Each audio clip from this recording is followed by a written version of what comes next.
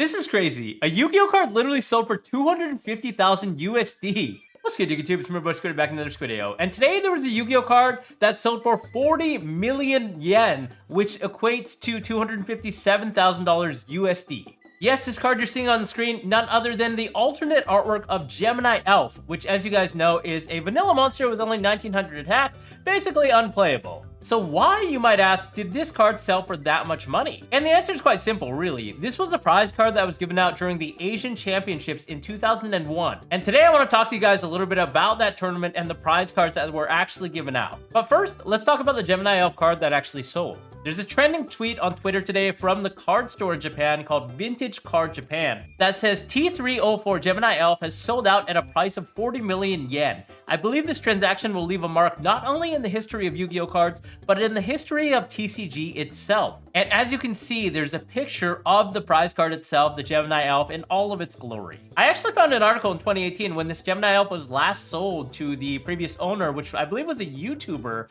that was really popular in Japan, who actually bought it for $175,000. So this card literally appreciated $80,000 in the past 5 or 6 years, which is pretty crazy to think about. So in 2001, before Yu-Gi-Oh was actually in North America, they had a large tournament called the Asian Championships that took place yearly in Japan in the Tokyo Dome. This was obviously comprised of the top duelists from the Asian region where Yu-Gi-Oh was already a thing, and was well before World Championships actually happened, because obviously the cards were not legal for the rest of the world. The first Worlds was in 2003, to make some context. But from about 1999 to 2002, there were only Asian Championships, which comprised of duelists from around the Asian regions who actually had access to the card game. Now, to add some additional context, the Asian Championship in 2001 actually composed of 5 signature prize cards that were given out, all of which were from the iconic first generation of Yu-Gi-Oh! And with alternate artworks, which was the first time in Yu-Gi-Oh! History that alternate artworks for existing cards were actually printed. First place actually received a Blue Eyes Ultimate Dragon alternate artwork that looks absolutely amazing, and in 2018, this Blue Eyes Ultimate Dragon was actually on the market for $400,000, and this was sold by a private collector named Hasaku, who actually obtained the card directly from the tournament winner himself. He also wanted to sell this card a couple of years prior for only $99,000, and he also included a hand-drawn picture of Yugi Moto that Kazuki Takahashi actually drew himself. Yeah, Kazuki Takahashi was at this tournament and presented the prize cards to the winners in person. Which in hindsight, you know, isn't that too bad of a price when you consider this Gemini Elf sold for $250,000 and it wasn't even the top 3 prize card. But no one actually bought this card, and Hasaku still has it in his collection, along with an extensive prize card collection, which you can actually see on his Instagram or on his Twitter. Yeah, this guy's literally like, his collection's probably like a couple $1 million at the bare minimum. In second place was actually an alternate artwork Summon Skull, which has not resurfaced on the market ever since the actual event. So I assume either the winner of the prize card still has it in their possession, or some private collector actually bought it. In the past, there have been a lot of private collectors just buying cards and just not talking about it at all. It's a private transaction. They just don't want people to know that they actually own the card, and they've kept secretive about stuff like this. In third place, you actually got an alternate artwork of Karibo, a literally angry looking Karibo who is ready to do some business,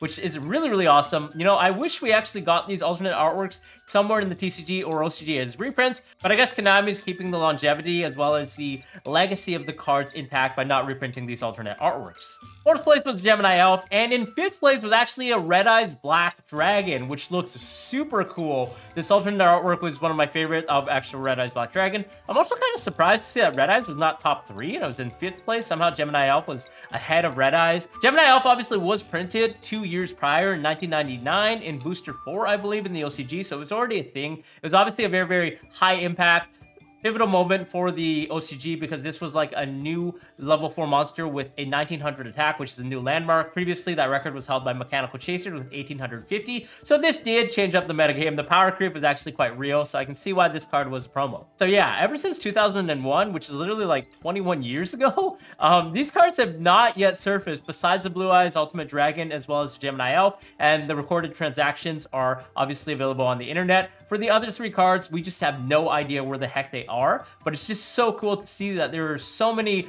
prize cards that were released 20 years ago that are still intact and floating around on the market. It's very valuable antiques and prized possessions. There are some cool Oricas and remakes of these that you can pick up on like AliExpress and on eBay that look actually pretty decent. I'm surprised that they were able to get like a high quality scan of the artwork, but honestly, I would love to see the actual cards in person because these are like a mark on Yu-Gi-Oh history. These were some of the first prize cards that were given out ever, and they've just not been reprinted ever since. They just look really, really cool. There was also another tournament called the Second National Conference, which took place a couple of months prior to the Asian Championship, which gave out some custom cards. This comprised of 3 iconic prize cards that were actually modeled off of previous tournament winners: Masahiro the Dark Clown, Yasushi the Skull Knight, and Tomohiro the Mountain Warrior. And actually Kevin Tuart on Pojo, who was a high-ranking Konami representative, actually claimed that these cards were fake. That's how old and rare they were that he was mistaken thinking they were actually fake, but in reality, these were actually prize cards given out. And I've seen some of these sell on the secondary market. I actually had a chance to potentially purchase one. Maybe like 11 or 12 years ago, there was someone actually selling this card, and I remember actually negotiating and wanting to buy it at the time for a couple $1,000s. It was not that expensive, you know, back in the day, but now it's really, really expensive. Now, apparently more than one of these were printed for whatever reason. There are actually around 8 to 10 of each of these cards in existence. I don't know how, but that's just what the rumors are, and I've seen multiple people actually own them. Whether or not they're the genuine copy or just remakes, I'm not sure.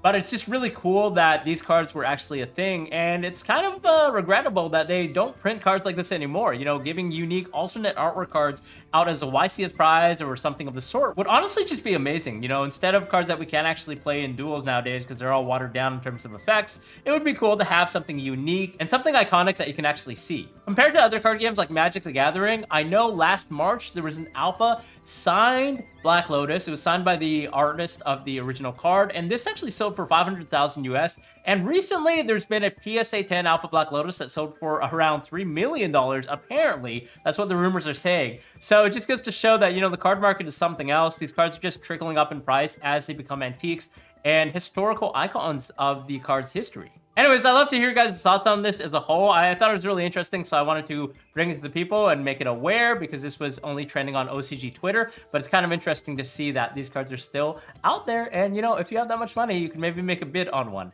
Other than that, thanks a lot for tuning in, guys. I'll see you in the next video. Bye-bye.